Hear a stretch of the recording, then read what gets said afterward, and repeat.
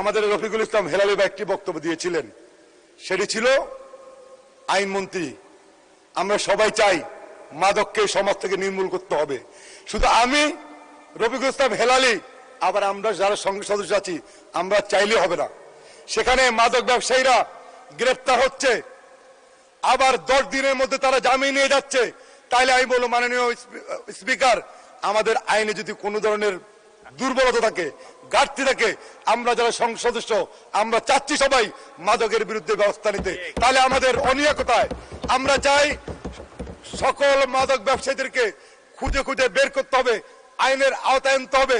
বিচার ব্যবস্থা শেষ না হওয়া পর্যন্ত তাদেরকে কারাগারে আটকে রাখতে হবে। তাহলেই এই মাদকের হাত থেকে আমার সন্তানরা, আপনাদের সন্তানরা, এই দেশের মানুষরা এই মাদকের হাত থেকে রক্ষা পাবে। মাননীয় স্পিকার,